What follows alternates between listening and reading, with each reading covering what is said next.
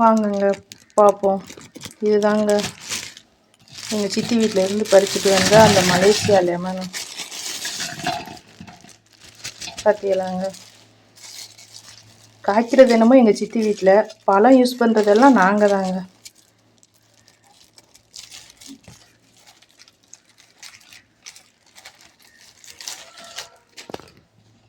எவ்வளோ லெமன் பாருங்கள். இது மலேசியா லெமன் இல்லைங்க, மலேசியா ஆரஞ்சு. ஆனால் இலையெல்லாம் லெமன் மாதிரி தாங்க இருக்கும். அதனுடைய கண்டெல்லாம் லெமன் மாதிரி தாங்க இருக்கும். இதனுடைய சீடை போட்டாலே முளைச்சிருங்க. வாங்கங்க, வெயிலுக்கு ஒரு மாதிரி வருது, சரி ஒரு ஜூஸ் போடலான்னு வந்தேங்க. இதுதாங்க பழம், ஜூஸ் போட வந்திருக்கோம்.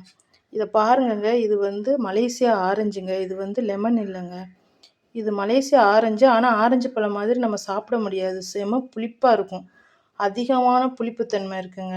உரிச்சா இது பாருங்கள் ஒரு ஆரஞ்சு. ஆனால் லெமனை விட அதிகமான புளிப்பு. இதை நம்ம லெமன் சாதம் செய்யலாம், ஜூஸ் போடலாம், என்ன வேணால் நம்ம லெமனில் என்னெல்லாம் செய்கிறோமோ அதெல்லாம் செய்யலாங்க. இது எங்கள் சித்தி வீட்டில் இதனுடைய கண்டு இருக்குங்க, அதில் காய்ச்சது தாங்க இது. நானும் வச்சுருக்கேன், ஆனால் இன்னும் காய்க்கலை. நல்லா நம்ம எல்லா ஏரியாவுக்கும் நல்லா வளருதுங்க. லெமன் மாதிரி லேட்டாக வளராமல் நல்லா சீக்கிரமே வளர்ந்து சீக்கிரமே நமக்கு காய் கொடுக்குதுங்க. காய் கொடுத்தா அதிகமான காய் கொடுக்குதுங்க. மழை காலத்துலலாம் அதிகமாக காய்க்கும், நம்மளால் அதை பறிக்க கூட முடியாது, அந்தளவுக்கு காய்க்குதுங்க. நானும் வச்சுருக்கேன். இது மலேசியாவில் அதிகமாக கிடைக்குமாங்க, எனக்கு தெரியல, சொல்கிறாங்க. இது நல்லா சாப்பிட்டா ஜூஸ் போட்டு குடித்தா நல்ல எனர்ஜியாக இருக்குங்க. பாருங்கள், இவ்வளோ இதில் ஜூஸ் இருக்குது. பார்க்க சின்னதாக இருக்கும், அதனுடைய ஜூஸ் தன்மை அதிகமாக வரும். இது நம்ம ஜூஸர் வச்சு கூட புளிய வேண்டியது இல்லைங்க, கையால் இப்படி புளிஞ்சாலே அவ்வளோ வந்துடும். இது ரொம்ப பழுத்துருச்சுன்னா இந்த இப்படி லைட்டாக அப்படி ஓட்டையை போட்டு இப்படி புளிஞ்சோம்னா வந்துடுங்க.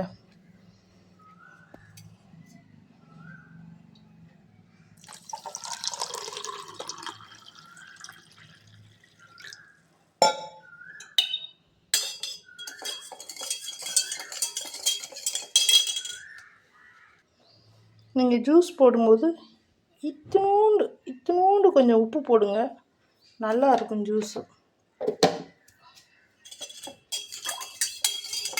இதில் ஒரு நல்ல வாசனையும் வருதுங்க, லெமனை விட ஒரு நல்ல வாசனை, அந்த வாசனையே அவ்வளோ நல்லா இருக்குது. வாங்குங்க, ஜூஸை குடிக்கலாம்.